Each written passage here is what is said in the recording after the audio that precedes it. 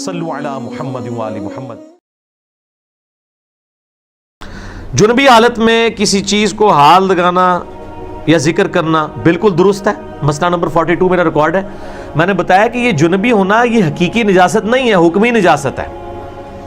حقیقی نجاست تو وہی ہے جتنے جسم کے حصے کے اوپر وہ گندگی لگی ہوئی ہے، باقی جسم تو پاک ہے آپ کا،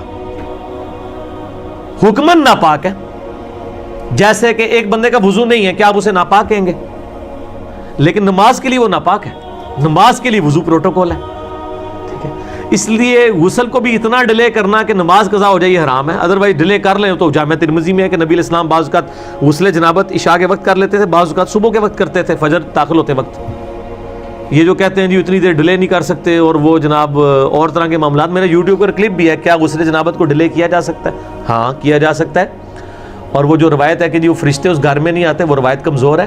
البتہ کتے اور تصویر والا معاملہ ہے کہ اس گھر میں فرشتے نہیں آتے، اور وہ بھی کتا اگر شکاری یا حفاظت کے علاوہ والا کتا ہو، شوقیہ، اور تصویر بھی اگر ڈومیننٹ جگہ پہ لگی ہے، اگر تصویر آپ کے البم میں لگی ہے یا نوٹوں پہ ہے، وہ تو ڈومیننٹ نہیں، نہ تعظیم کے لیے لگی ہوئی ہے، اس کے اوپر کوئی مسئلہ نہیں ہے۔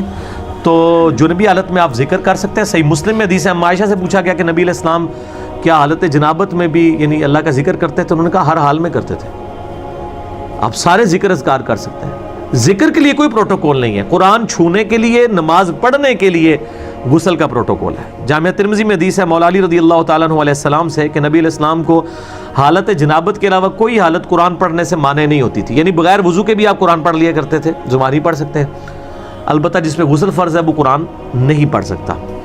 اس طریقے سے حیض والی عورت بھی ذکر اذکار کر سکتی۔ قرآن کے جتنے اذکار اور دعائیں ہیں، سبحان اللہ الحمدللہ بھی قرآن میں ہے، اذکار کے طور پہ کر سکتے ہیں۔